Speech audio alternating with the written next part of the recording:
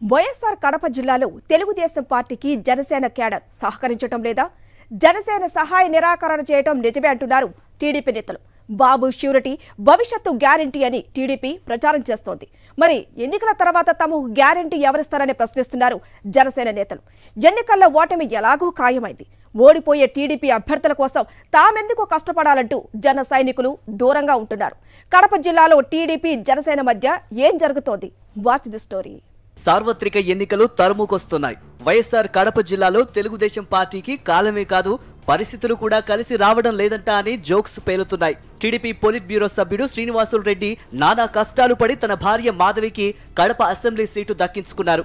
తొలి జాబితాలో కడప అభ్యర్థిని ప్రకటించగానే శ్రీనివాసులు రెడ్డి ఆయన సతీమణి మాధవి రెడ్డి ప్రచారం చేసుకుంటున్నారు. టీడీపీ జనసేన పార్టీల మధ్య సీట్ల సర్దుబాటు పూర్తి కాకముందు రెండు పార్టీల నేతలు కలిసిమెలిసి తిరిగారు. తొలి జాబితా ప్రకటించగానే అటు టీడీపీలోనూ ఇటు జనసేన నుంచి నిరసన స్వరం వినిపిస్తోంది.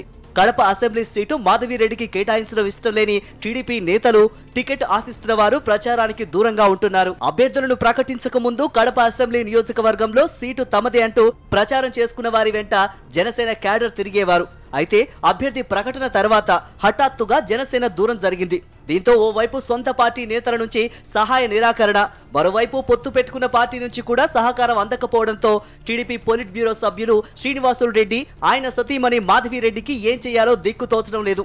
వైఎస్ఆర్సీపీతో సమరానికి తాము సైతం అంటూ ముందుకు వచ్చిన జన సైనికులు ఒక్కసారిగా ప్రచారానికి దూరం కావటం టీడీపీ నేతల్లో కలవరాన్ని రేపుతోంది.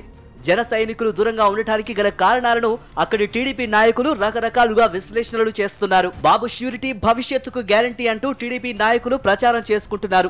ఓడిపోయే యుద్ధంలోకి దిగిన తర్వాత రేపు తమ పరిస్థితి ఏంటని జన సైనికులు ప్రశ్నిస్తున్నారు. కడపలో 2019 ఎన్నికల్లో జనసేన అభ్యర్థిగా పోటీ చేసిన సుంకర శ్రీనివాస్ ప్రస్తుతం సమన్వయకర్తగా కొనసాగుతున్నారు. ఈ ఎన్నికల్లో టికెట్ ఆశించిన శ్రీనివాస్ జనసేన తరపున సొంతంగా ప్రచారం చేపట్టారు. కానీ పొత్తులో భాగంగా కడప అసెంబ్లీ టికెట్ టీడీపీ తీసుకుంది. ఈ పరిణామాల నేపథ్యంలో అటు టీడీపీలో టికెట్ ఆశించిన నేతలు, ఇటు జనసేన నాయకులు మొత్తంగా టీడీపీ అభ్యర్థి మాధవిరెడ్డి ప్రచారానికి దూరంగా ఉంటున్నారు. సొంత పార్టీ నుంచే కాకుండా ప్యాకేజీ స్టార్ పార్టీ నుంచి కూడా సహకారం లేకపోవడంతో ఇక టీడీపీ పొలిట్ బ్యూరో సభ్యుడు శ్రీనివాసులు రెడ్డి అభ్యర్థిగా నిలిచిన ఆయన సతీమణి మాధవిరెడ్డి ప్రచారానికి సంబంధించి ప్రత్యామ్నాయాలు చూసుకుంటున్నారట. భార్యాభర్తలిద్దరూ ప్లాన్ చేసుకుని కొంతమంది పెయిడ్ కార్యకర్తలను తీసుకువచ్చి వారితో ప్రచారాన్ని ముందుకు తీసుకెళ్తున్నారట. ఇదంతా గమనించిన జనసేన నాయకులు, కార్యకర్తలు ఎన్నికల రోజున పెయిడ్ కార్యకర్తలు ఓటు వేయించలేరని, ఇదే విధంగా తమను పట్టించుకోకుండా ముందుకు వెళ్తే ఫలితాలు మరోలా ఉంటాయని జన సైనికులు నేరుగా కామెంట్లు చేస్తున్నారట. మొదట్లో కలిసొచ్చిన జన సైనికులు అంతలోనే ముఖం చాటేయడంతో కడప టీడీపీ అభ్యర్థి మాధవి రెడ్డికి ఆమె భర్త పార్టీ పొలిట్ బ్యూరో సభ్యుడు శ్రీనివాసులు రెడ్డికి భయం మొదలైందట. సొంత పార్టీ నేతలు మిత్రపక్షం సహకరించకపోతే బలమైన అధికార పక్షం అభ్యర్థిని ఢీకొనేదెలా అనే ఆందోళన మొదలైందట. వైఎస్ఆర్ కాంగ్రెస్ ను ఢీ కొడతాం, గెలిచి చూపిస్తామంటూ తొడగొట్టిన టీడీపీ నాయకులకు వాస్తవాలు బోధపడటంతో దిక్కు తోచడం లేదట.